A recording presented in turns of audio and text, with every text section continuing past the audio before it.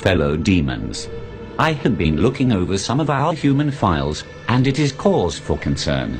We may have underestimated God and his creations. There are billions of humans now, and we have still managed to keep the majority in sin. There are too many humans. 50% of human reproduction is a result of teenage pregnancies, fornication and adultery.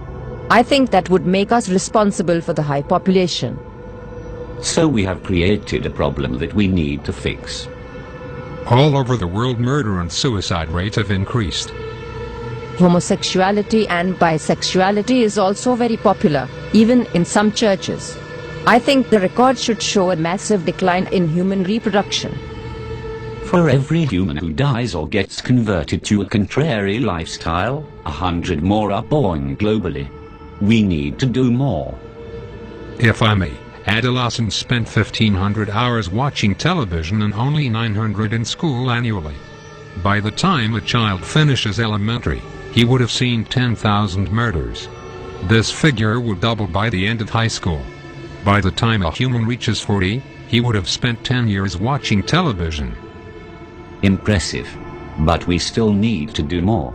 Fellow demons, I want you to seriously consider what we are up against. It is not God's will that any human perish. He will do everything in his power to save them. It is our duty to make sure they perish. Am I making myself clear? We have been targeting Christians and have destroyed the desire of many for God's word and prayer. Many do not fast, or even witness to those who are perishing in the act of sin. We have nullified the effects of many churches on the community. The reports of people getting saved has been reduced by 64%. I think we are doing a good job. Do you sleep? Yes. Then we can do more. No demon in this room is supposed to find time to sleep and eat. Now tell me where we stand with our attack on the churches. The leaders of the churches are revising their teachings. They encourage members to get back to the Word. What they don't know is, less than half an hour is given to Bible reading in any given week, which amounts to less than 26 hours for the year. Christians have lost the desire to read the very words that tell them how to live. The result is, they mix the sacred with the profane, surrendering all hope of them making it into heaven. Wonderful. Now we have to find a way to force human reproduction into a massive decline. We are thinking a global recession. Making the cost of living so high, very few will be able to afford it, unless by dishonest means. The need for money will be so great, and job opportunities so limited, that crime and violence will escalate to alarming levels in many countries. Guns will fall off the market like chewing gums. The prisons will be overcrowded. The graves will expand like hell itself. That should take care of 15% of the population. What else do we have? We can use their own bodies against them. Worldwide pornography. We introduce this on all levels, from billboards to public newspapers. We make pornography an occupation, a career. We will make pornography freely accessible by everyone. It will become a way of life for many, a secret door to pleasure. Nudity is marketable. It is 80% of the population's interest. We start from the mild. A star girl in the daily newspaper, wearing nothing at the top.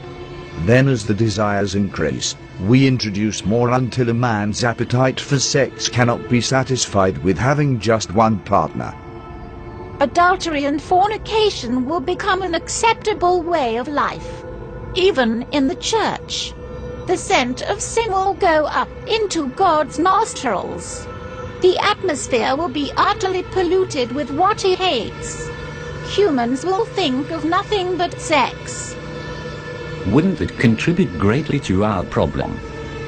Not if there is a way for humans to protect themselves from pregnancies and diseases during sexual activity. Imagine what will happen if humans had a way of having sex without fear. You are thinking birth control. Yes. protection for both male and female. We'll have our products on every shelf. They'll stand out on their own and will be advertised in such a way that even Christians will be convinced. Once that is established, childbirth will decrease. And sexual activity will rise. Exactly. Sounds real good so far. What else do we have? There is something that we have noticed about these humans over the years. It seems like great emphasis is placed on self. They seem to have forgotten that self-denial is a prerequisite to a Christ-centered life. The self, it seems, have taken top priority. I expected as much. We think it would be good if we applied even greater pressure in this area. Spice up this world a bit. Make material things a lot more attractive to the human eye. This will increase their desire for gain and decrease their passion for God. Men shall be lovers of pleasures rather than lovers of God. Humans have always preferred instant pleasure above spiritual gain. They spend more time on themselves than they do with anything concerning God. Indeed. But all these are outer attacks. It is their minds that we need to control. That is where I come in. I will tell you of our inevitable victory. Within the confines of these walls, there exists a secret chamber. Within that chamber are thousands of demons that have been undergoing extensive training. These demons have read the human manuscripts hundreds of times and have committed the concepts to memory. I refer to them as the New Age seducers. How effective are these seducers? They can convince a man to become a woman. They will convince men to kill themselves for no reason. They will seduce men into having sexual relations with animals. That should turn the stomach of heaven. Precisely. Men will turn on each other within their own groups. The church will be against the church. Politicians against politician. Family against family. The seducers can accomplish this. Without a doubt. Once each group is divided, they'll be unable to stand. There will be some who will only listen to the voice of God. A minority at best. Humans no longer see the need to protect their minds, thanks to our influence through the media. They entertain every thought, every fantasy, and every lust. Many don't know who they are, or whose they are, and that is a great advantage for us. On top of that, there has been a significant decline in prayers and the sincere study of the Holy Scriptures. We have the advantage. Our powers increase as we draw closer to the end. It is time we exact our revenge on God for kicking us out of heaven by sending as many humans to hell as we possibly can. So we go all out this time. I do not want to push God's hand too quickly. I want to savor every moment. I want to watch Jesus beg for these carnal beings till his heart bleeds again. I want him to watch as his children are reduced to godlessness.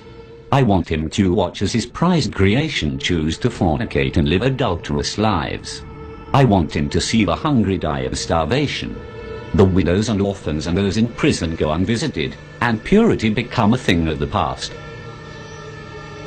I want him to witness a 12-year-old giving birth to a child, and I want him to watch his precious believers spending hours before the television watching our programs and listening to our music and taking just a minute to brush the dust from their Bibles, while spending hours on Facebook and Twitter. I want him to witness them turning their backs on him for the pleasures of this life. Best of all, I want to watch him resist his own temptation to destroy this world again. Our victory is inevitable. Humans have proven time and time again that they are beyond redemption. They will share our fate in hell. I am convinced that we can still win this war. Arm yourselves, fellow demons. We go to war.